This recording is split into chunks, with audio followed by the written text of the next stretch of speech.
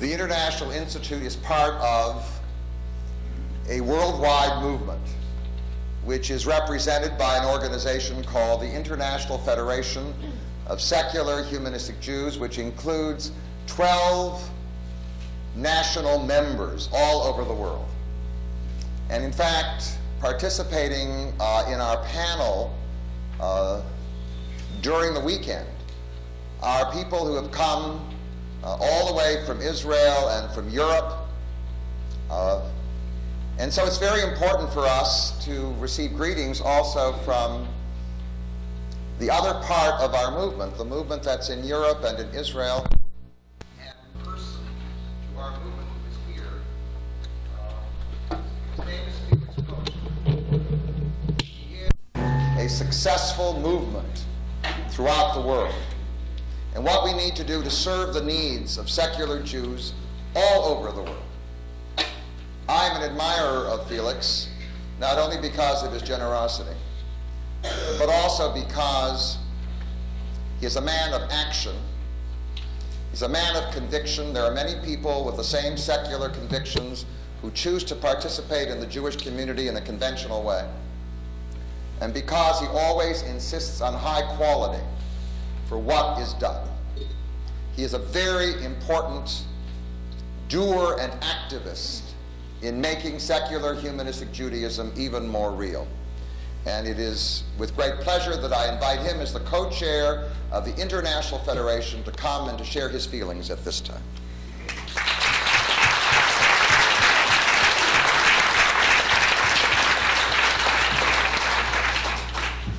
Thank you, Sherwin. That's a pretty powerful introduction. I hope I can live up to it.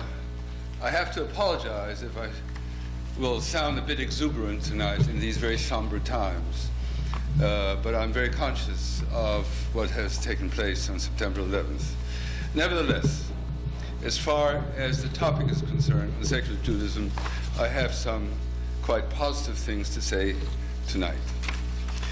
There is an anticipation that something major is about to happen to the heretofore neglected world of secular Judaism.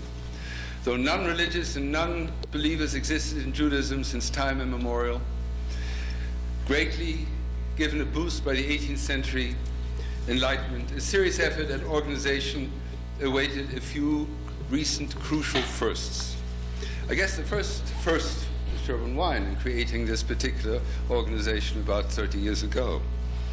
But an awful lot has happened in the last 5 years, and I will give you a little bit of a preview, lest you think that this new directory, which all of you should have seen, and if you're not, you can pick up a directory of secular humanistic organizations worldwide.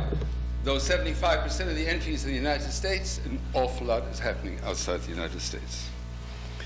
The creation, clearly, here of the seminary is a very, very major step. And the things that are going on outside the United States are something along the following. In Israel, 2 colleges were created around 1996. One is Alma Hebrew College, and its founder and head, Ruth Calderon, is here, and you will hear from her. The other one is called Meitar. These are the first ever in history institutions devoted to teaching students and teachers, immigrants, Judaism as a culture. Both institutions already have important recognition in Israel. The year 2001 sees a real big first in the history of Judaism, in the sense that 3 universities in Israel have agreed to teach the subject, being Hebrew University, Tel Aviv University, Bar Ilan University. Bar Ilan, yes.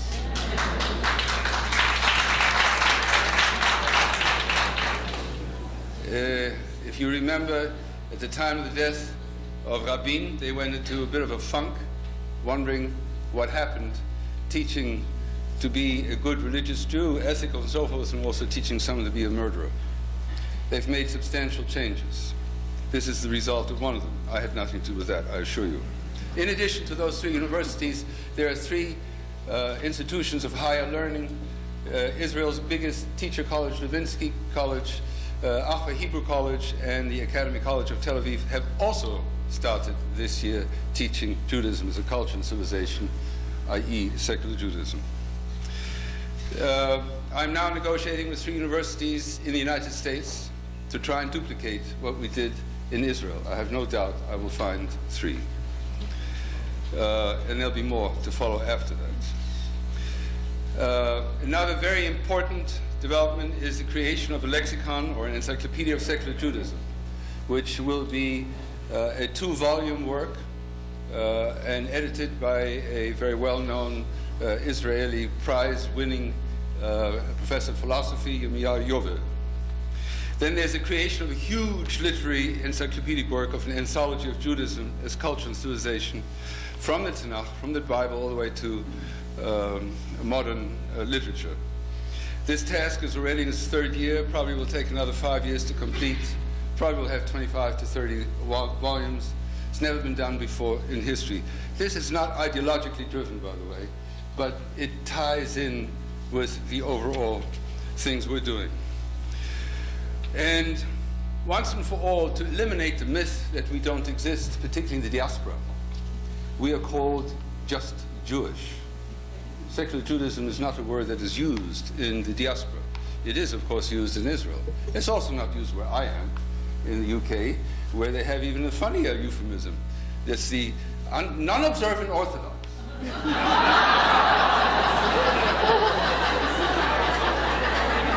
And they're proud of that term. Even the chief rabbi uses that idiotic term.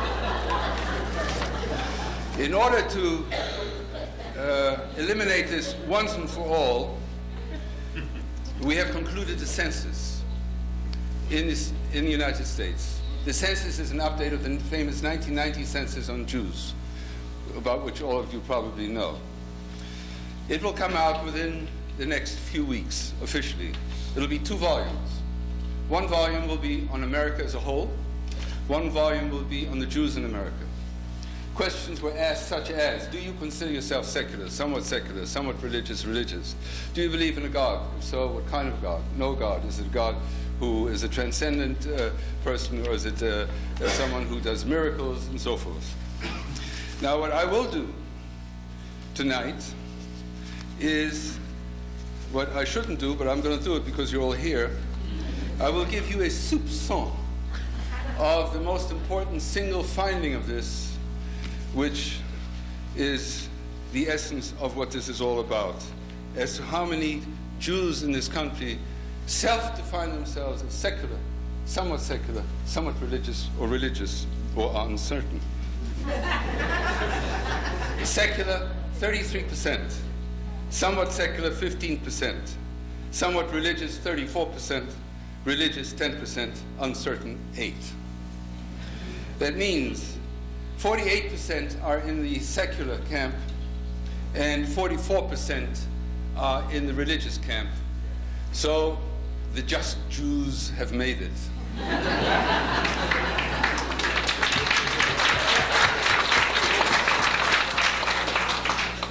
The purpose for this whole thing is not just to get a better name for ourselves, but the consequence ought to be the following.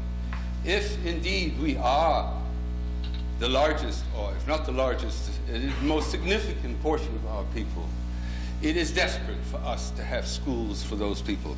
There isn't a single secular Jewish day school in the United States, nor in the United Kingdom, nor in France. There are some in Mexico. Well, you'll see it in the directory. And of course, Israel, 72% of the kids there by government statistics go to the secular school system. Yet this country doesn't have a single secular Jewish day school. And that should be the ultimate aim of this whole exercise. Whether that will come about or not, we shall see. The future of Judaism is a rainbow of Jewish worlds. Most of the main colors require their own school systems. They should work side by side, as they are all part of the Jewish spectrum. We're not aiming to displace religious schools, but to add on for our own children. Thank you.